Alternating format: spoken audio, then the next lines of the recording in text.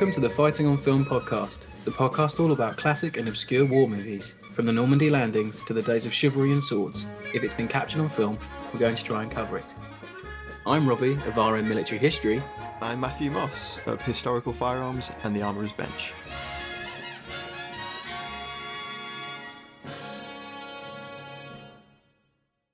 Hello, welcome back to Fighting on Film. Now, we love to bring you the obscure and the hidden gems of the genre. So this week we cover a really lesser known Vietnam War film called Under Heavy Fire, that's also known in some regions as Going Back. Researching this one this week has been difficult for me and Matt because just that the two It's names... been almost as big of an experience as watching the film, trying to research the making of this. So we thought before we head into cast this week, we would read you the synopsis in case you haven't seen it or you're going to try and find it. Where have you been if you haven't seen this? I know, right? I know. 2001's Going Back or Under Heavy Fire. I have a DVD copy, incredibly. It's not a steelbook though, is it? It's not the Steelbook, no, but it's a 2001 Prism Leisure DVD release. Ooh. Amazing. So it says, from the director of The Boys in Company C, starring Casper Van Dien as Captain Ramsey, comes a hard-fought drama about Echo Company, one of the hardest-hit American units of the Vietnam War. Kathleen Martin, a TV journalist, is assigned on location to Vietnam to cover the reunion of Echo Company as they revisit old battlefields. Kathleen's documentary gets off to a rocky start when it's revealed that Captain Ramsey was accused of providing wrong bombing coordinates, causing the death of his own men. The drama unfolds as we learn of the men and their stories, culminating in a reenactment of the fateful day. Ooh. So I bought that DVD a year ago now, and then one How night much I watched was it? £1, pricey son Okay. of £1. Thank God for that. I watched it one night. I said to Matt, let's put this on the FOF rotation because it'll be good for 1 week when we're sort of waiting for things to come online, because we've got some news to share with you coming up. But stay tuned for that in the next few weeks. So yeah, I stuck it on. I said to Matt, watch it, and he did. He reported back. We thought, do it for the show. That is indeed what we thought. I'll share my thoughts on it later, but I believe that you're on cast this week. I am, and my dog's just coming in. Come on, Frank. I'm not cutting this. It's a 3-man show now. It's all going on. Yeah, well, Going in the credits this week. 2 men and one of their dogs. Right. Cast this week. Casper Van Dien, as I mentioned, is Captain Ramsey. You'll all know him from Starship Troopers 1 and 3. He didn't return for 2 for some reason. He wasn't a hero of the Federation that day. And he also appeared in a Tarzan movie called Tarzan and the Lost City. He's been in tons of TV soap operas, but one of the more relevant ones for our show was called Salvage Marines, which I think was a Crackle original. You can't say that for many things. It looked okay. Leave it there. Next, we have Carrie Otis as Kathleen. She's a model and actress. She's done more modelling than she has done film work. She's got 4 other credits, including Wild Orchid and Exit in Red. Then we have James with a Z, James Woolvet as Tex. He's the Echo Company's radio op. He was in Dead Presidents, Unforgiven, and his TV works include the 1995 made-for-TV movie Hiroshima. No. Didn't even know that existed. No. And 2 appearances in Jag, which we always love to mention. Oh, good, a Jag mention. Law show, yeah. Then we have Bobby Hosea playing Ray. Now, he's a former pro American football player who played in the Canadian Football League that I only learnt existed this week. Classic. We've come full circle. Me and Matt were talking about this 3 or 4 days ago, and then lo and behold, old Bobby Hosea, he appeared for the. Hang on a minute, I did commit it to memory, and it's gone. The Kingston Cardinals. No, the Ontario Owls. The Saskatchewan Roughriders. But you were kind of spot on. I'm nailing my fake Canadian NFL teams. So his TV work, his film work includes Independence Day, The Veteran 2006, which is a pseudo sequel to this movie. Yes, which reuses a lot of the same footage from the battles in it. It's really interesting, but it's completely different. And TV work includes Knots Landing, the 80s Twilight Zone series, China Beach, the Nam soap opera, and 21 Jump Street. And he's been in a load of stuff. An absolute ton. Most of these actors in it are sort of just, really consistently They're jobbers, jobbing aren't they? character actors. Yeah. Yeah. Mm. Next up, and the next one is no exception. We have Kenny Johnson as Jimmy Joe. He was in Major League 3, Blade, but he's mainly known for his TV work, being a series regular on The Shield, Saving Grace, Sons of Anarchy, and one of my personal favorite comfort shows, the 2017 revival of SWAT, Mm. appearing in Yeah. nearly 200 episodes or something silly like that. Oh, sweet Jesus. Oh I God. love They've that made show. that many. One night Matt came round after an event Oh we'd my done, and he God. slept over, and I forcibly made him watch 3 episodes back to back, and we had a hoot. I absolutely It's love that fine. It's show. fine. Like Miami Vice keeps coming on after whatever I've been watching at like tea time, and I'm sat there watching Miami Vice, and I'm like, oh no, why am I watching I this? like shows like that, Matt, because you know the goodies are going to win. That's why I love it. You always know it's going to be wrapped Yeah. up in 40 minutes. The baddies are going to be caught. Still shit though, aren't No, I actually kind of rate SWAT. I kind of rate it in a comforting way. Then we have Joseph Griffin as Red or Fred. Sometimes they refer to him as Red. Sometimes they refer to him as Fred. Did you notice that in the movie? I did notice that. I thought his name was Fred and they were riffing on it by calling him Red. Or perhaps when they did ADR, they just forgot. Maybe they did. Mm, His TV roles include Ready or Not, Once a Thief, Family Business, which is a 90s mm, drama, and A Recipe for Murder. Then we have Daniel Cash as Eric. Now, he's probably best known for playing Spunkmeyer in Aliens. No sniggering at the back there. That's just the guy's name. He was the dropship co-pilot that gets killed by the alien really early on. mm, Yeah, the one with the shaved yeah. head. Mm, Really yeah. noticeable face, but I didn't see it until I read that, if you know what I mean. No, I do Because know. I, I do know what you I mean. realized I Yeah. hadn't seen him in anything else. But his other credits might surprise you. He was in The Last Days of Patton. He was Okay. in Not seen it. 2014's RoboCop, and Not and seen it. you're gonna be stumped here. He was in 2 episodes of Star Trek Discovery as Hans Marzo and or Duggan. Think you might have played two people. Doggin. I mean, I've watched Discovery. Speaking of shit TV, I've watched Discovery, Yeah, but I You're couldn't tell always you. digging new Trek. You're always digging. No, I love Strange New Worlds. I'll have nothing said about that, but Discovery is terrible. It's You had it here just badly first, written. folks. Um, well, Much like wait this till we movie. do the fourth Star Trek spin-off. Anyway, God. no, I don't remember who that. I don't remember that character. Okay, fair. It might have been like a bit part, but yeah, no, it's in there. Star Trek. Got Yeah, a there you reference go. and a Nice to SWAT have a reference reference. this week. Yeah. Lovely, and an aliens reference. All before we go into production this week. It's a very slim cast, Matt. This week. Well, production was almost going to be almost as slim, but I managed to find a book by Daniel Kremer, Sidney J. Furie's A Life and Films, which has given a little bit more backstory and a bit of Mm, meat to the production side of things. So that's something for us at least.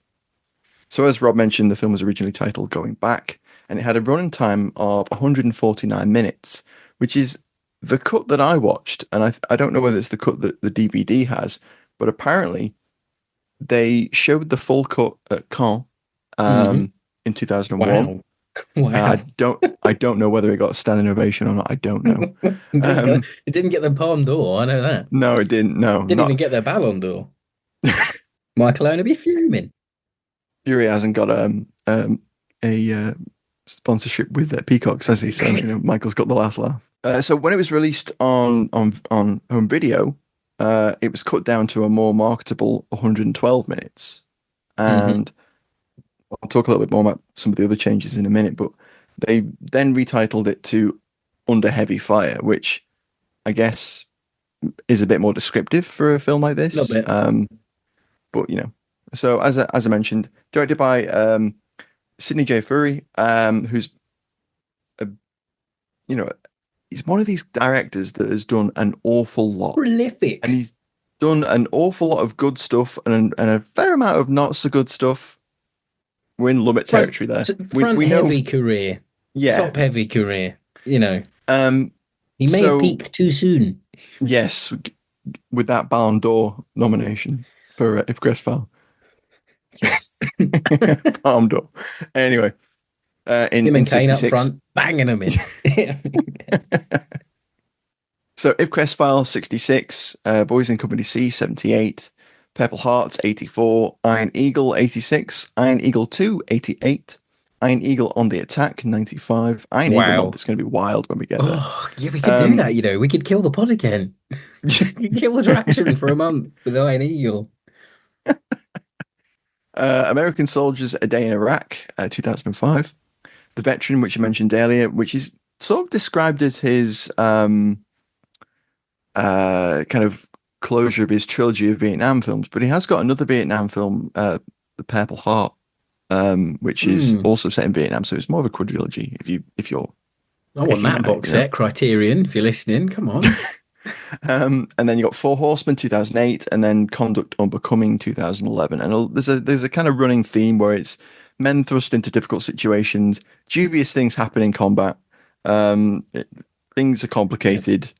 There's Or you get your occasionally brain war frazzled by a crimes. Russian supercomputer, you know. Yeah, yeah, yeah. I've Um, seen the Ipcrest file, everyone. I've seen it. It's great. so Furie and Greg Melotte wrote the film, wrote the screenplay. I use And that term fucking loosely. But some of these scenes, good lord. yeah.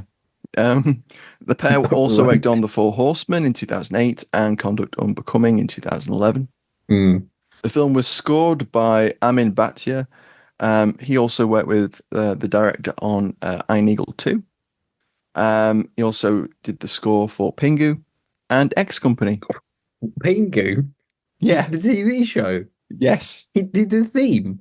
legitimately Pingu. Blimey. Newt, everyone. Newt Newt. Score was performed by the Munich Symphony Orchestra, and according to Batia's website, he had a blast working with the director again. Previously worked with him on Iron Eagle 2, so obviously a rip-roaring time there. The film marked Furie's return to anamorphic wide lenses. So obviously Ipcrest Files are probably best known for that, where it's like Hmm. those quite wide-angled shots where there's a lot of Mm. depth, a lot going on in corners Oh, and you see stuff, and everything in that supermarket in that shot, didn't you? you do, and the petit pois and Hmm. the tiny trolleys. Anyway, Love it. and the Great Sterling. scene. There's a Sterling in the film. Yeah, yeah. Not in this, Um, unfortunately. no, moving back away from the Ipcrest file, which we should do at some point because it is a great film, but We could do Cold War month. we could. We could. Um, Cinematography was handled by Curtis Peterson. He worked as camera crew, cinematographer, and either like a second unit director or an AD on a lot of films, like over Hmm. 200. Um, he worked as a camera op on David Bowie's Serious Moonlight Tour, which was Wow. quite a cool live film.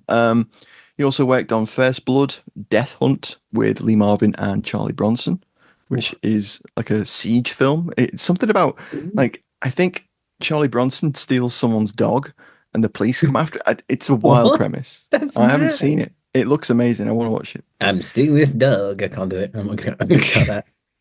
No, you're not. Distant London, 1988. Death Wish 5. I Wish I Was Dead. Iron Eagle 4. Not related to Furie's Iron Eagle Iron Eagle outings. 4, the tough fourth album. Yeah. Iron Eagle 4. The planes keep coming. The Ultimate Weapon. American Soldiers and The Veteran as well. That Again with Ultimate Fury. Weapon film that you shared on the flop chat earlier. That's like a fever dream movie. What a premise. You need Hulk to tell other Hogan. Hulk people that Hogan as a mercenary joining a team that he doesn't know is the IRA. gun And runners. then Yeah. and then he decides that the IRA aren't good people. No. So he essentially becomes a good Ulsterman, and and It's the film mad. goes wild. It's absolutely It's mad. That insane. we have plans, people, for Christmas, and that movie may come up again. Okay, just bear with us on that. Um, where was I? Okay, military advisors. So the film has a number of military advisors. Quite interestingly, actually, we This got is the Pablo most anyone's ever Espinosa. researched this movie, by the way. You're doing the Lord's What work this week. I'm going to write a book about it. Honestly, at Oh this my point. God. Um, Going back, it was a difficult read. That'd be the title. Pablo Espinosa. He was military advisor on Rough Riders and the Third Red Line. He's also worked as a supporting extra. He was in numerous episodes of Star Trek Voyager. There's a second Voyager reference for you. Beautiful. Um, Yes. he was an extra in Rough Riders. He was also in The General's Daughter. Jim Morse was also a military advisor. He was an extra in Welcome to A-Stan in 2009. I haven't heard of that Afghanistan film, one of those early GWAT kind of Mm. Afghanistan films. Wind Talkers 2002. Rough Riders as well. Starship Troopers. Wonder if that was a Casper Van Dien. Yeah, Helpful maybe. Hire. Um, Courage Under Fire 96. And he's listed as a stunt crew member on Thin Red Line as well. Some good pedigree there. I mean, I must admit that Yeah. the set pieces in this aren't awful. No, they're They're not. They're not far bad at from. all. There's something Um, about them that I'll mention later that I wonder if you picked up on, but they're okay. You know. okay. Mm. Um, and then we've got we have Commander Casper Van Dien Sr., US Navy retired, Oh yeah. who is Yeah. also an advisor on the film. I read And he was about that while I also was looking him up. an advisor on Casper Jr.'s 2001 film. It was a big year, 2001 for Casper. Oh yeah. Danger Beneath the Sea, which is a submarine film where he's a submarine commander who receives the launch order for nuclear missiles, and he says, "I'm not launching nuclear missiles." So they've just done that. They've done the '60s Russian thing, but made them American. Hmm. Wow, we should check that Pretty out. much. That sounds good. Yeah. I want more Casper movies. I kind of have a soft spot for the guy. I We'll just get him on think for Danger he's Beneath the funny. Sea. He'll enjoy that. Yeah, it's classic Foff that. Get him on for don't get him on for Starship Troopers, get him on for No, that. You no, know. exactly, exactly. Yeah. Um, Filmed in Canada, the Philippines, and Vietnam. Mm. Apparently, allegedly, with the Vietnamese government's help. Yep. And it's filmed from April to June 2002. Well, 2000, I should say. Yeah. And then just getting back to the mention of that book by Daniel Kremer, I mentioned earlier on. Gary Hoswarm, that was a producer on the show, and he said in regard to Casper, he said, we were hoping that Casper Van Dien's star was going to go in another direction after Starship Troopers, but it didn't. And the movie became harder to sell because we didn't have much of a name. We also Oh. had some trouble with the special effects house in Germany during post-production, and that didn't bode well for the film either. But that is interesting though, because Yeah, we were talking before we went on air that I'm always disappointed that Casper never hit it. Like I feel like there's an alternate dimension where he's in the same realm as someone like he won the Oscar a couple of years ago for The Whale. And I always can never Brendan Fraser. yeah, I always think he Yeah, could have been Brendan Fraser Mark II. Like yeah, that's but he how I went more feel like Billy he was Zane. he did go more Billy Zane. Yeah, he took some interesting roles. But I think in terms of like a pop culture figure, Mm, he's still quite up there. He does a lot of conventions. You know, he knows he's the Starship Troopers guy. And I always love yeah, an actor that loves what they've done. You know, there's no point crying over a career that did or didn't happen. You've still had a very good career and you've done a lot of interesting things, you know? mm, So I yeah, think I just like the guy, I always have done. Little soft spot for him. yeah. No, absolutely. I mean, I think you're going to say it later on, but it's kind of his best film, It's other one than off. Starship Yeah, Troopers, isn't it? I think Yeah. so. I think so. So is that production this week or? I've got a little bit more if you want it. Oh, blimey. So from the same source, Archive this, folks. This uh, is this is a lot on this movie. I thought you'd struggle this week. I felt bad that it was your turn for production. I did my best. I try and give the listeners as much as possible. We always try and go above and beyond. We Um, do. so Housen also said that as with Boys in Company C and Purple Hearts, they'd also filmed those in the Philippines. Yeah. So when they returned for going back with additional locations in Saigon, um, it also Saigon ended up standing in for obviously the scenes in Way, and it was more metropolitan, no longer a war-torn city. Hmm. So cast and crew, when they were shooting in Vietnam, had the rare opportunity apparently of shooting in Ho Chi Minh's palace, Wow. and that shot where they're walking along and it turns into the Battle of Way. Hmm. Um, that was done sort of in shot, so they kind of staged it. Ooh, that's So cool. they'd walk, and then the camera would pan with them, and then obviously it cut. They change uniforms, then Oh, I they like they it. run into that. Right. So it Okay. Because you've answered a transports question the I had for actors. favorite scenes Yeah. now. That's interesting. Hmm. And Because I similarly, wondered if they they, did use the sorry. same sort. Sorry, they used the same sort of technique to intercut the scenes that were filmed in Manila in the Philippines and Right. Saigon. So they did the same thing. Yeah. Because I wondered when they were cutting back to the Philippines. That's all. I Mm, wondered how they did it. Yeah, it's yeah, interesting. yeah, It might be one of the few Nam movies to be filmed in Nam then. yeah. I don't think they did a lot of the way kind of like shooty up No, bits that's what I in thought. Maybe they Vietnam because I think cut that still would have been to a the bit too contentious at the maybe. time. Yeah, Yeah, maybe. But it's still interesting. Like I think filming it in Nam gives it a an extra je ne absolutely. sais quoi that in reality this movie doesn't really deserve in a way. The more we So they get onto it. And then just the final thing that I want to mention, which is kind of important because I mentioned near the beginning that Fury went back to using anamorphic Hmm. lenses, wide-angle lenses, and that was kind of like a big thing for him because he'd moved away from them for quite a while. Mm. And this was his return to that style of shooting where he could get a lot of depth and a lot of things going on in the background and give it a bit of complexity without having to over choreograph and shoot within the one camera sort of Mm. sense. They have multiple going at the same time. So We can definitely tell him this is a yeah, multi-cam setup. yeah, Yeah. yeah. So when they cut the film for its home release, they not only cut 30 minutes out of it, which might have been a good thing.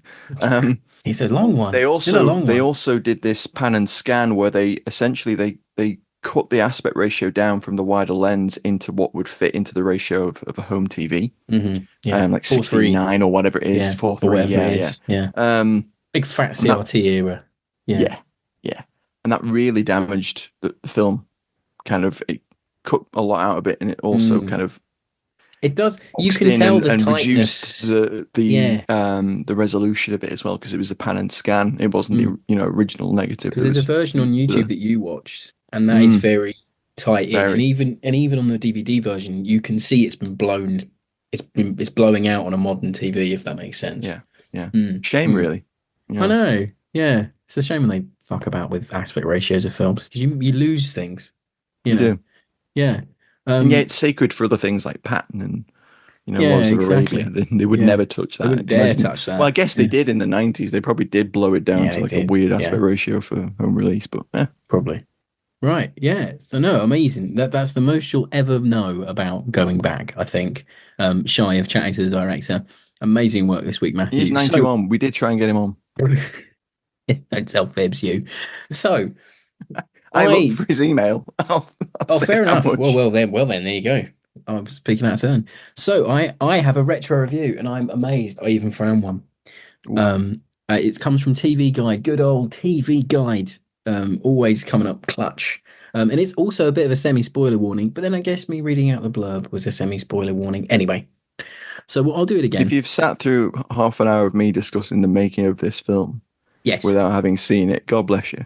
yes. So it says Casper Van Dien gives a commanding performance as Captain Ramsey, a Vietnam vet who's believed to be responsible for calling in an artillery strike on his own troops. When Ramsey attends a reunion in Vietnam, his former charges decide it's time to clear the air. Good old TV Guide there. And we do have some one-word reviews this week. I was amazed because I thought I was the only one that's seen this. Sometimes when you just watch a movie and you're like, has anyone else seen this? Am I going to be mad like pitching this for the show? Can't wait for when we do that Hulk Hogan film. Oh my God, it's going to be amazing. Right. So we have The one-word Paul reviews. Burns. Amazing. Paul Burns, as ever, says is you're totally honest and goes need to watch. Brian Williams says oak explanation. Casper Van Dien is wooden as. Then we have Ian Miles who said seen neither, and David Bowen said should have gone to Starship Troopers. So we love that. We always love the one word reviews. They always make us giggle. So on to this week's Alley Tally. This is 5 to Alpha. Contact now. The grid. 852-676. Approximately 4 tanks, 10 APCs moving directly towards the wood. I'm observing over. Hello, Sunray. Fighting on Film has partnered up with warfaremedia.net to give our listeners exclusive discounts on a range of high-resolution Cold War adverts, propaganda, and recruitment posters. From blowpipes to nuclear threats to weapon schematics, Warfare Media has you covered. Visit warfaremedia.net today and use the code FOF20 at checkout for 20% off high-quality Cold War posters. I repeat, FOF20 at checkout. Over. Roger, out to you, and take action now. Send us SITREP as soon as possible. Over.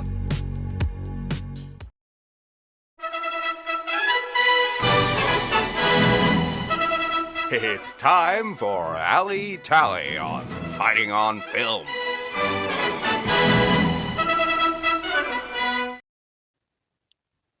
It's not bad. It ain't shocking. I mean, it's got nearly every Vietnam War movie trope out there. Yes. It's grizzled vets. There's dubious things going on in combat. Raw troops, lads, friendly PTSD. fire. Yeah, Arvin Cringe being heavy-handed. saluting. Cringy Evil saluting. Arvin. Evil Arvin, booby-trapped sacks of rice, Arvin hanging out of trees. Spider holes. VC hanging out of trees, yeah. A tunnel sequence. It's almost, I think when Matt was watching it, I said to him, when I first watched it, I was like, this is like a greatest hits album for the Vietnam War. Or like if you bought like a big book on the Vietnam War, like a DK book from when you were little. The big book of the Vietnam War. Eyewitness Vietnam War or something. It'd be all in there. With that's not necessarily. I swear to God, there is one of those out there, and it's got a really great cutaway of a Vietnamese tunnel. Or maybe you might have actually. Do you remember the I Was There books? And they were a little bit more. Yeah, they were a bit meaty, weren't they? Yeah, they were like staged I love the photos. DK books. Those cutaways were insane. I've got one on the castle shelf and the ships and stuff. And he's going to love them. I've got. It's the first time that we've seen a Cadillac Cage Commando armored car in a movie, but it's nice. It's nice. Yeah, you've seen them in. I've seen them in use in Saigon. I've seen them in use in Hue. They're kind of like, you don't really think they're an American in use vehicle because they don't look it in a way. But they are in Vietnam. They're the forerunner of like modern APCs, really, in a lot of ways, aren't they? Yeah, they're very cool. And then Mutt Jeeps. You don't really see them often in movies, really. Some Hueys in there. I like the flat, the M69 flak vest because they're Marines. Marines wore them predominantly, wore them more. Not to say that no one else did, but Marines kind of did, champion them a bit. You've got VC and NVA with Norinkos, M79 bloopers being used. It's all just typical Nam fare. There's nothing oversells that recoil a little bit on that. Oh, I love it. Though. I love it though. It's great. It's like there's a bit where they accidentally put like a rocket launcher sound over it as well. Oh, I love that in a way when he hits the Jeep. Yeah, brilliant. Great shot. Love it. There's the big recoilless rifle scene, isn't there? And that's great. That's so good. Oh, the Type 67 stick grenade that gets used in the tunnel. That's kind of cool. That's nice. And thrown down on the wall and it kills Gunny, or wounds Gunny. There's a nice bit of 1911 use down the tunnel when they do the tunnel rat scene when they go and save the Sarge. There's everything going on in this week. It's really so much covered. There really is. You essentially get their entire tour. You do. You?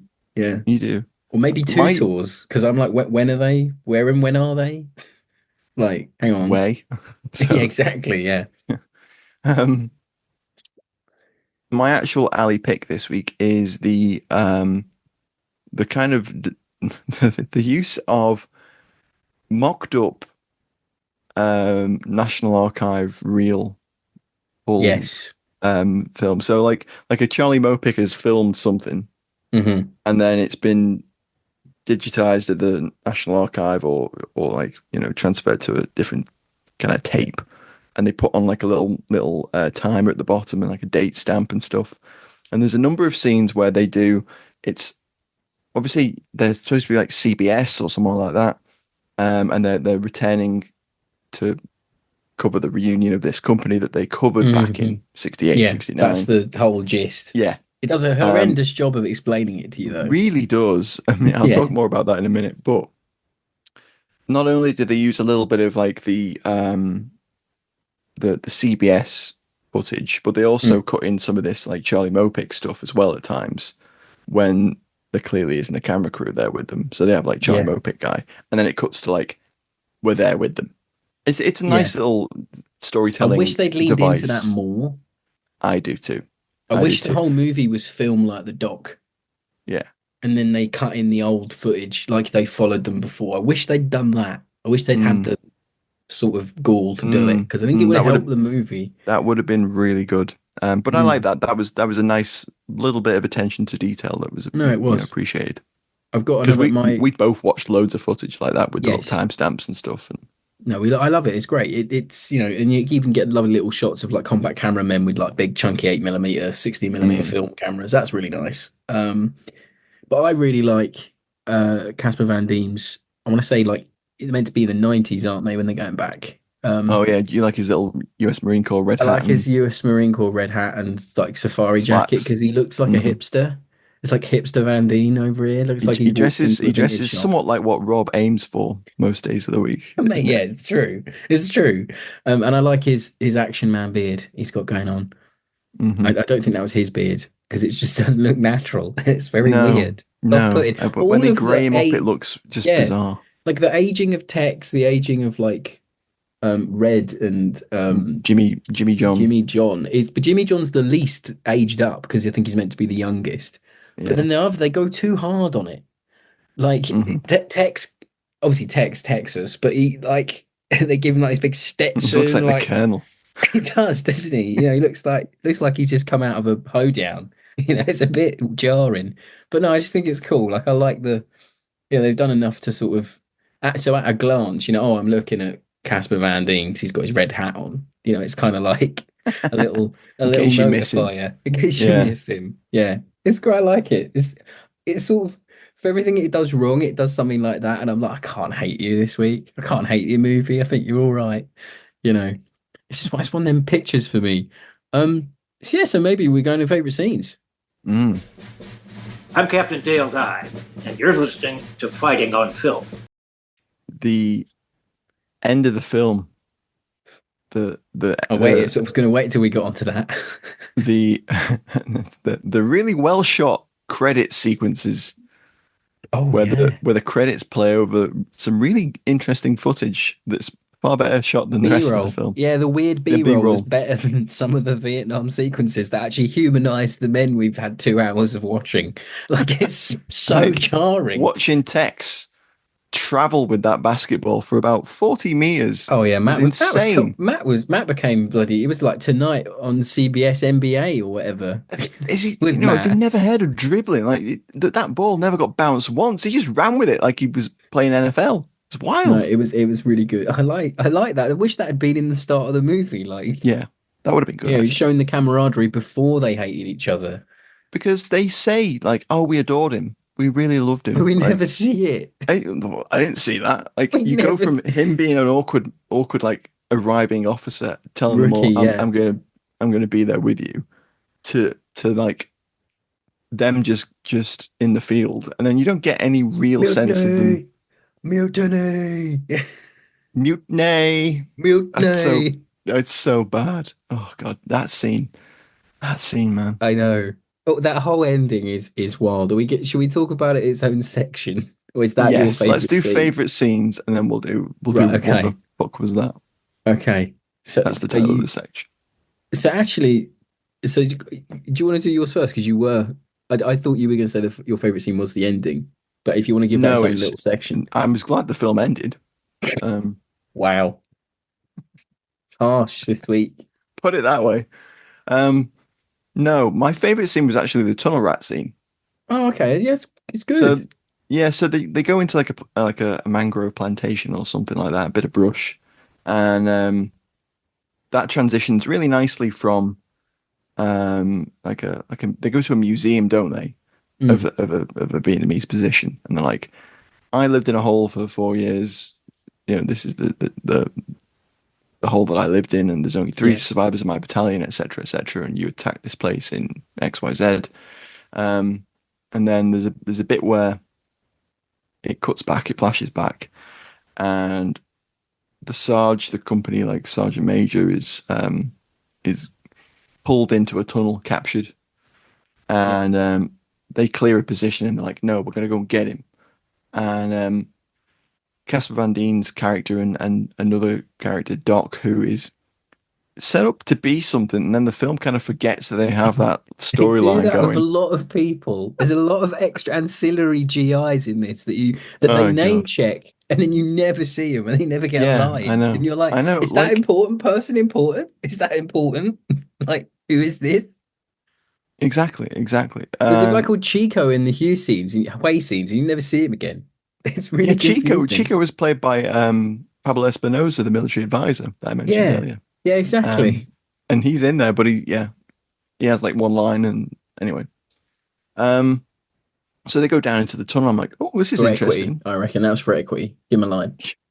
We're we're gonna see some tunnel stuff, and they go in with a knife and a torch, and they're kind of looking around a corner, and the torch gets shot out. Casper Van Dien kind of like does a little in tunnel commando lean and shoots Yeah. the guy. And then there's a hatch above where another NVA guy like drops a Type 67 grenade down, and Casper Van Dien like picks it up, and that grenade should have definitely gone off, but he punches through the hatch. Yeah. It's insane. Punches physically through the hatch, and then pops the grenade back through. All the They give while, him the they NBA give guy's him- like sat there just being like, "What's going on? Why? They- How is he doing this?" They start off giving him so many like actiony, tropey scenes, and then they stop, don't they? Yeah. Like, yeah, kind of gets As to you a get point where towards the climax. Yeah, the emotional climax of the film, they have Yeah. to like level him out a bit. yeah, But then he's like running through crawling through the tunnel, like shooting Vietnamese soldiers as they pop up, and manages to rescue the Sarge, which is insane. Yeah, that's my favorite because I was fair just enough. It's a good little set. having recently watched that Vietnam film where the one with the guy Yeah. that tutors in it, Jonathan Yes. Rhys-Meyers. that's right. Having watched that, I was like, this is actually much better than that film. Of course it was. Yeah, that was like a cave. It wasn't like a tunnel. It was like caves in that movie. That was weird. Anyway, It so was. my favorite scene is the way scenes because I think they're some of the better in country sequences. And I think I'd It was wager also this actually is. my favorite, but I'd let you have that because Oh, did you know? Did you? Yeah. I do dig a bit of Hui. Mhm. So I'd wager this is a second depiction of Hui after Full Metal Jacket on screen that I know of. Might be wrong. Yeah, there might be one or two more like little. Isn't Possibly. there a bit in the the correspondent the correspondence movie that was done in Australia? There's a little bit of way in that. Oh, perhaps. Yeah. Mm. Yeah, you might be right there. Yes. But this is the most elongated, and then Yeah. arguably there's almost as much here as there is in Full Metal Jacket, Yeah, there is. and you I get like more it. of a sense of it being Of street the fighting scale. rather than Yeah. being Yeah. It's decent. So Eric, not Eric. Yeah, Eric it is Eric or Fred because Eric's talking, and then Right. halfway through him doing exposition, they say, "Knock it off, Fred." And I'm like, but that's not Fred who was talking. It was Eric. It was old Spunkmeyer from Aliens doing the most. The film doesn't care about that. No, it doesn't. It's like so confusing. And he's giving some of the most I'm narrating a documentary expositional Greg. dialogue. Yeah, it really is. It's like he's like, and this is Hui, the Imperial City, and it's like it's as if it's like a dock, but I Oh, holy assumed- shit. Okay, Yeah, I need to jump in but I here have a with this theory. because this is I in my have a final theory. thoughts. I have a theory Oh. for that though. He's doing that because the film crew are filming it and they've asked him to explain it for the documentary. Oh, That's dude. the only way That's the only way that could make sense. works. But he does it on the coach as well, where he's like sat at the back of the coach, like awkwardly in the shot where she's talking to Casper Van Dien. He might as well be looking side of the directly down the barrel of the camera. He really is. He's center that shot, and he's just like sat there, like Yeah. not saying anything, staring at the camera, and you're Yeah. like, "What are you doing here?" And then he jumps in like corporal exposition and starts giving, like, and the Vietnam War began in 1966. And I'm like, "What? What are you doing? Why are you explaining 65. why?" I know. Why are you explaining? The film doesn't care. No, Why it are you doesn't. explaining the Vietnam War to a man that was there? No, it's weird, isn't it? Because I With thought that's what they you. told him to knock it off. Like we all were there, I was- mate. You know, It was bizarre. He's just anyway. an exposition merchant at that point. it's and really like, weird. So then I Tex, thought he was part of the camera crew really Yeah. early on. I thought he was with the documentary Yeah. team, and then it flips, and he like hates and resents maybe Ramsey. he's just does a little reading on it. Maybe he's like become interested in the war because he fought it. You know, Maybe. Anyway, that's a carry thing on. that Favorite happened. scene. Yeah, so Tex goes, Tet wasn't at a party like Christmas, 4th of July, New Year, all rolled into one. The whole country went into party mode, and this whole country went ape shit. And then they ask, and then there's like a shot of them standing in the areas they took cover, you know, feeling all the bullet marks on the walls. I like that bit; it's good. I think it's some of the more somber-ish moments this movie has. Jimmy John's like climbing up the wall. Yeah, like it humanizes them in a way the movie doesn't do very often, um, in a sort of show not tell way. And Yeah. then Kathleen asks Ramsey, like, you know, can you tell us what happened here? And you get Casper's amazing sort of grizzled accent he's putting on, and he goes, 5,000 crack MVAs landed away city, seized everything, dug in, and waited for us. Right? And for me, that is him doing Bill Hader's SNL puppet sketch. If anyone's ever seen that, you know, I expect him to go, no one was 5,000 laughing. crack grenades no, slammed no one was, into. no one was laughing that day back in the way. You know, it's like really, his dialogue goes from like, feel sorry for me to like action man in like two, like the Stallone lines or something. It's like really jarring. Like his personality is all over the shop. Anyway. But then you get into the meat of the Huey scenes, and you know you get the recoilless being used, you text on the blooper, the bits with the combat cameraman we've already talked about. But then it really just goes for me just totally over the top, and it's like the film's trying to out cliche itself whenever it can.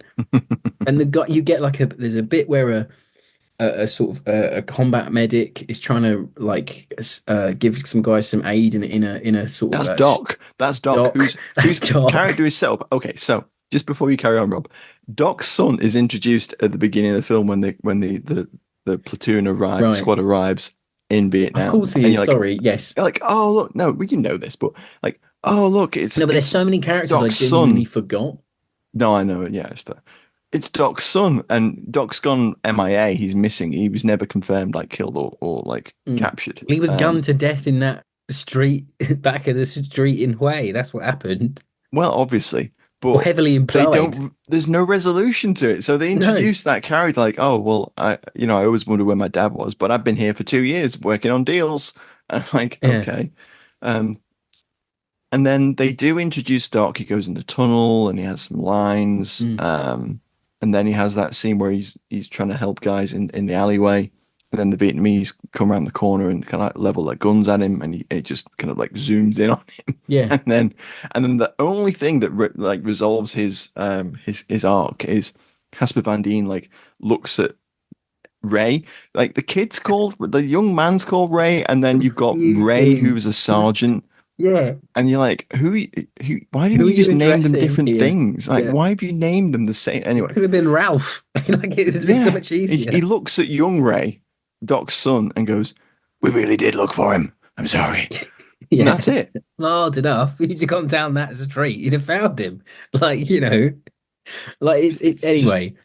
So yeah, so that's when the movie really is like over egging everything. And then there's just this.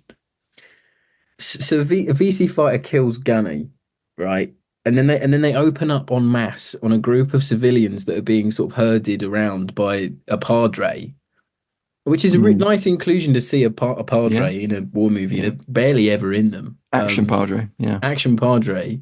And then he gets shot by a Vietnamese fighter, and then they all chase that guy down, and they end up killing loads of civilians. But it's done in a really, I think it's just done in a really over the top and unnecessary way, with the slow-mo shooting, the realization shots of what they've done, and I'm like, you know, and then that I thought that was going to be the main thing, the complicating factor, the complicating issue here, because they might have had this pact and they've never talked about it, that they did something horrific and wrong, or you know, but through it accidentally did it, you know. And they've had to live with this guilt, but that's not the main end of the movie. So I was like, why are you showing me this when the thing that happened at the end of the movie, isn't as bad as the thing they did in Hue at the village? Yeah, and I know that like some dodgy things happen in the way. There's a lot of do some reading up on the battle. There's a lot of guys that did a lot of sort of very black and white. I'm struggling to sort of explain what I mean. Some Grey area stuff. grey area stuff in a way, just through the heat of battle. But it's just that the movie at that point is just going absolutely out of its way to just over the top itself. So then we really should now talk about the ending a little bit before we do final thoughts, I think. Yes, we should talk about the ending. It's insane. It's insane. So at the beginning of the film, they talk about what they're going to do with this documentary, and like, we're going to reenact the sequence at the village. And I'm like, a reenactment? What are they going to do? Put them in uniforms and make the locals shoot at them or something? Like, they should have said we're going to take you back there. Yeah, it's not a reenactment. It's they're going to walk the ground. Retreading. To borrow another podcast's terminology. And this is a walking the ground movie. It really is. And it's a great premise. This is part of my final thoughts. Is it's a really great premise. It's a very clever idea. It's just not executed to the level that you would hope. So yeah, they explain that they're going to do this reconstruction to find out how a friendly fire incident happened. And essentially, after a way, we're told that the relationship between Van Dien's character and the men kind of breaks down because he doesn't really see them in the same way, because they murdered a bunch of civilians, and he's not too pleased about that, as you can imagine. But it's all hushed up in the movie. They hush it up. It is. It's hushed up. He tries to lobby charges and also take responsibility for not controlling his men, but the CEO is having none of it and dismisses him. So Ramsey, his character, is dealing with a lot there, and they're told to go on like a clearance mission to a village, and there's a weird, complicating like side plot with some Arvin dudes, doesn't go like anywhere, Arvin Rangers, that is completely unnecessary. It's almost like someone somewhere said, "Well, you've got to dig the Arvin if you're shooting in an arm." It's like a cliche that the Arvin were shit, which really annoys me anyway, because they weren't. But it seems like someone's done that on purpose. Almost. So they essentially, the patrol's walking up towards this village, and they reckon that the road they're going to walk up is an ambush. It's perfect ambush sort of. They're all silhouetted. Like, it's obvious. Yeah, really. And there's a chopper pilot calls in that there's MVA in the tree line on the left, and some of the platoon that think he's going to walk them into an ambush to get them killed go, nah, screw that, we're going across the paddy. So they're walking across the paddy towards the tree line. That's the mutiny bit. Mutiny. And he's screaming at them. Treason? Like, you're talking treason. He tries to go Harry Andrews. A succulent Chinese meal.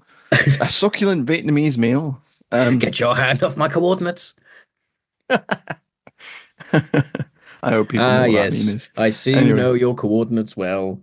I see you know your air cover well. And you there, are you ready to receive my limp coordinates? My limp fire mission. And essentially what happens is they walk into Ramsey calls in a fire mission on that tree line. Yes. And he relays the coordinates to Tex, who is having he's like going crazy. He's having a meltdown. Having a moment, isn't he? Yeah. He needs to have a break. It's revealed through flashback and kind of realization in the present. 0901? 0901? 0901? It was me! It was me! It was me! Yeah, literally, the dialogue just goes nuts. They really just hit caps on the word processor, didn't they? Yeah. So ineligible this fire screaming. The fire mission comes down and it kills some of the characters that we don't know. And we get a Tropic Thunder no arms man, which I wasn't expecting. We do. It's quite gory. Yeah. And obviously Jimmy John survives. Ray survives, and the main cast survives. Yeah, the cast. Thank God. And the other dude survives. I don't even know what his name was. Red. Oh, Fred. Oh, Red. Red or Fred. Red. That's right. Red. Red, and he survives, and they kind of, they get rescued, but it's a bit late for them. So we fast forward to the reconstruction of this. They're in a paddy field in the The same place, yeah. same place, and Jimmy John's going crazy, pulls out a 45 They out all of go nowhere, they go buck wild, them boys. They really do. and he starts shooting, running towards Casper Van Dien's character, who's like shouting at him to put the gun down. Murray, put the gun down. No. Oh, It's just so fun. If you've not seen this movie, you need to see it just for this ending because it is just all over the shop. chewing the scenery. Oh And yeah, Casper Van Dien takes a round about 3 inches above the heart through and through his shoulder. he's nails that Captain Ramsey, And he's still stood there shouting. Absolute baller. Ray, who's a priest as well, by the way, and is having like a crisis in faith. Kind of like he runs across to like stop Jimmy John and dives in front of Ramsey and takes 2 more rounds to the chest. And all the while, like him up. 5 minutes before that, he'd been like shouting, kill me, it's my fault, because he was the NCO that led them across the paddy field. Yeah. And then you got Tex in the background going, no, it was my fault. You got Casper Van Dien stood there going, what the hell is going on? Like, you got the poor camera crew that are they're trying to film this documentary. The guy's the guy filming it is like, this is gold right here. He's like, this is going to get me an Emmy. He's really like giving it. Keep I half rolling. expected her to like lean in and go, what are you feeling right now? Because that's all she says throughout the How film. does this make you feel? Yeah. So it's just absolute chaos. Oh my god! Yeah, and then it's all forgiven in about 5 minutes. It's really confusing. It's absolutely fine. Everyone else is unladen of their guilt and their burden. Tex realizes that he's caused the deaths of 3 or 4 of his friends. Yeah. So he's got to deal with that, but on his own time, not now. Yeah, no. We haven't got time for that. It's the end of the film. Don't, Tex, shut the fuck up. No. It's fine, Tex. So all is forgiven, mate. We're in the hospital. Like, someone goes, he says, oh, it's my fault. And then someone else goes, no, it wasn't. And then that's all right. And Casper Van Dien lights a cigarette while he's got his arm in a sling, and it's the hardest he's ever looked on film, I think. Literally, I wouldn't have been surprised if smoke had come out of the bullet hole. The man had been shot through the lung. Took it like a champ. Really? He's a roughneck, mate. Rico's roughnecks. You want to live forever? Come on. He certainly doesn't. No. No, so the ending of that is just, oh my god. It's all And then it's up there with the most buck wild scenes in war movie history. Sergeant Ray survives. He's alive, thank God. And next thing you see him up and about, walking to the plane, absolutely fine. 2 chest wounds.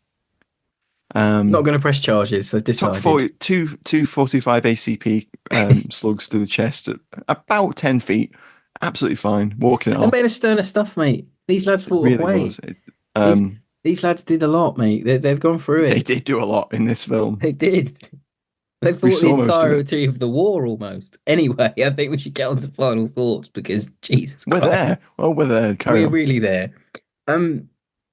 So my first thought is, and I want to ask Matt this: do you think the movie doesn't come across as something that was made this millennium?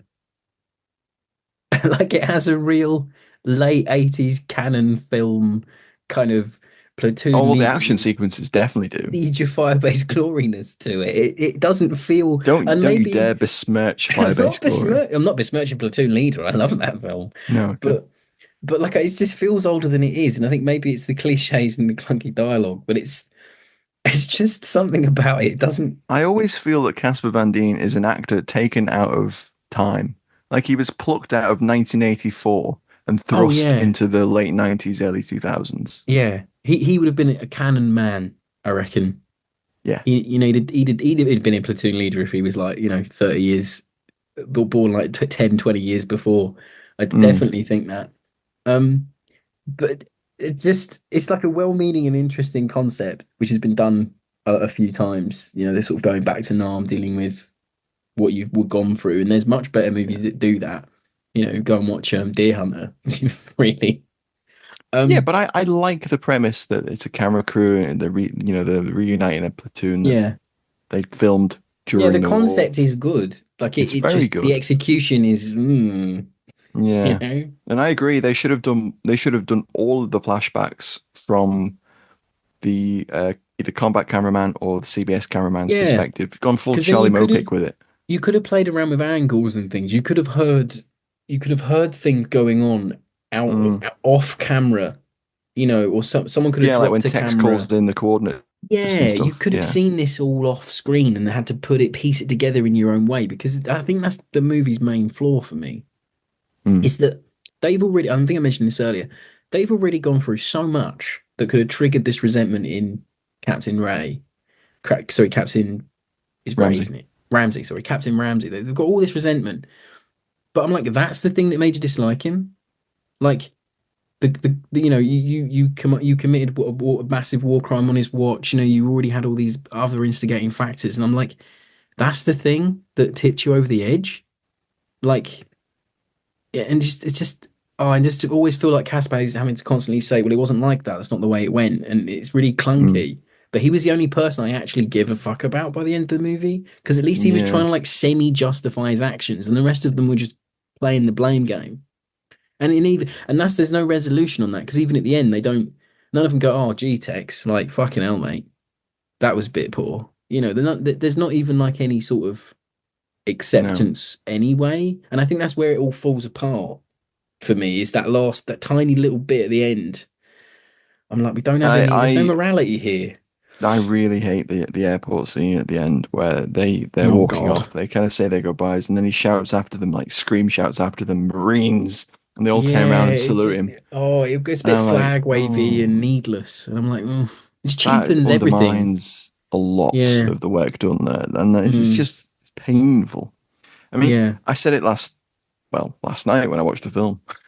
Um, um, Van Dien has moments, but then he also really doesn't have moments. No, but I think Like, on the strength of his career, this is probably his second best to Starship Troopers. it's not It has saying to be. much. No, it's not. But in terms of like him But carrying a movie, oh, he's carrying it all right. he Yeah, needs to do. He does what he's there to do. Is be the sort yes, of hard yeah. man, It's, grizzled vet. He does it's it all. one of He those does it all films where right. I don't know whether it's the script or the cast, or I think it's a mix of both. I think Mm, the cast is passable. They're okay. There's some decent scenes in there with some of them that show what might have been. mm, But then at the same time, I don't think any of them have the ability to really carry the emotional weight of no, those end sequences. It just the way it's shot, the performances and the dialogue of that climax of the film is just it it's throws everything surreal away that the almost. movie is built up, Yeah, it's hasn't it? surreal because I don't know, they're just reaching for an emotional point within that There's climax no that they resolution. The don't quite resolution they're get to. looking for doesn't come. I think that's what, and Yeah. it feels a bit hollow after. But I know For what it's forgivable because I know what they're going for in that sequence, and yeah, I can take it within the arc of the it's like narrative. the pot's boiled over at this point. That's where Mm. it's getting to, but it just throws it away so And quickly. it's like I get it; they've all got their guilt going on. Yeah, They just can't really project it fully, mm, mm. and I And they know they're don't going for the whole have complexity of man thing, and yeah, and a yeah, lot of them don't have enough characterization given to them anyway for you to feel much about them anyway exactly. because they're It all comes kind of back to the yeah. script, The doesn't it? script again. No, you're It's kind right. of lacking. It's a movie of two halves, like with two failed things. So I've got it here, and Also, this one is of the worst sex scenes I've ever seen. oh God, don't even go there. It's so bizarre, really weird. Um, so I've got it here in the words of the late Paul Ritter from HBO's Chernobyl. Not great, not terrible. Hmm. Hmm. Yeah, one Dyatlov would have been proud of. There are times when watching it, I felt like I was staring down into the reactor. Yeah, it's getting your face slowly melted. Hmm. Yeah. But yeah, I agree. It's, you It know is what I indeed mean? one of the films Of of all all time. time, yes. But I would say if you're a sort of non-film completionist, it is one to sort of seek out. Yes, and again, the And if you're a premise. B-movie person, then Mhm, definitely. yeah, good set pieces. Yeah, they're not awful. No, good set pieces for the budget, I think, Mm, and I appreciate the premise it was going for. yeah. I mean, that premise with a good script and a great cast, really good. Yeah, that Really could be script with a something. massive rewrite would have been brilliant. It's what you're That saying. that that film with a complete different cast and complete different script would have been Don't do Casper like that. How amazing. dare you? Don't do Casper like that. Right, so that was our thoughts on Under Heavy Fire slash Going Back. And we have a large I'm not question going this week. back. I'm not going back. No. This week's large question wasn't a large question, but it was. So It was a last sneaky one. Saturday, it was a sneaky sneaker. Last Saturday, it was History Writers' Day. Matt's book on the Sterling Empire is available in all good bookshops. Um, and I'll have a book out Robert next Maguire's week. book on his grandfather is coming out in 2025 It and will is, be yes. available from Chiselby Publishing. There we go. Yep, there we go. Yep. We're, as me and Matt are both history writers, we wanted to know what your favorite war books turned to film are. So World War II Supercut said, great question. Probably The Pianist seems dramatized until you read its Mm, actual memoirs and see that the scenes actually happened. Paul Burns says Master and Commander. Sean F. yeah. Scullion, who just released a book on Churchill's Spaniards, says Orson Welles' Hearts of Darkness. Paul Hicks goes The Eagle Has Landed. Love the book as a kid. Kevin Getz goes Cornelius Ryan. He just thinks everything that was done by Ryan turned into films. I mean, Yeah. it's not a bad run. Um, Professor John Tregoing says The Thin Red Line. Book much better than the film, though. Brian William goes The Wild Geese. Oh, Mm. gotta get in there. Brian Johnson says Fortunes of War by Olivia Manning, the Balkan trilogy and the Levant trilogy. This may not have been a film, but the novels were adapted for TV by the BBC. Oh, okay. Mm-hmm. Haven't seen those. Book Khan goes with a seamless interpretation. Monty Python's The Holy Grail, adapted from Le Morte d'Arthur, King Arthur and the Knights of the Round Table. Harvey Griffiths goes The Caine Mutiny. Ian Rivers says The Inevitable Cruel Sea and All Quiet on the Western Front. But a shout out for Whom the Bells Tolls and Das Boot.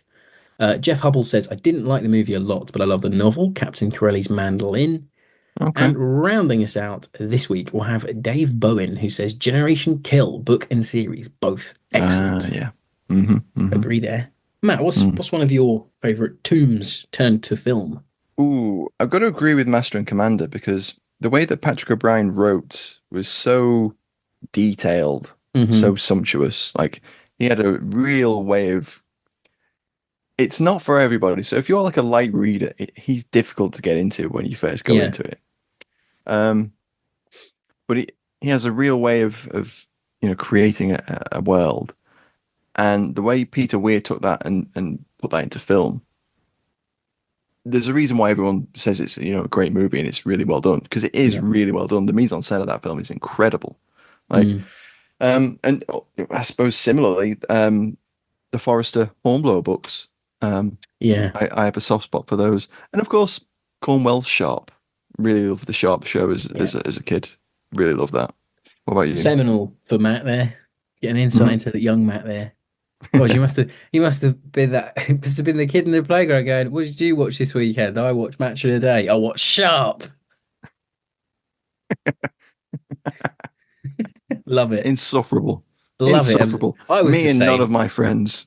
I was the same. I used to take my book, Martin Middlebrook book on the Psalm to read when we were reading something else. So I was just bored of the book we were reading. Robbie, we're meant to be. Miss this Goosebumps book's boring. I'm just going to read about the Psalm. Yeah. Key Stage 3, English. Nah, Martin Middlebrook. Right. Anyway. So mine has got to be The Cruel Sea, because it's a seminal movie for me. One of the first movies I ever saw. Special between me and my dad before he passed. So yeah, that one for sure. Just an incredible Legend has 50s. it he had it on in the delivery room when you were being born. He may have done. He may. You never know. Yeah. So The Cruel Sea, just fantastic. And then absolutely. the Dam Busters, because it's another classic. Okay. You know, Paul Brickhill's books, I really enjoyed that. I read it when I was younger. And then I really like the movie. It's sort of classic, isn't it? Two 50s classics there for you. It is.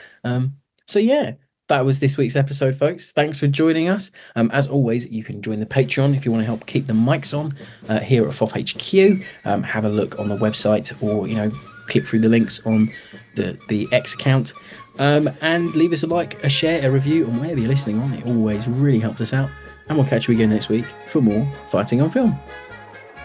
Thanks for listening, guys. Bye. Bye bye.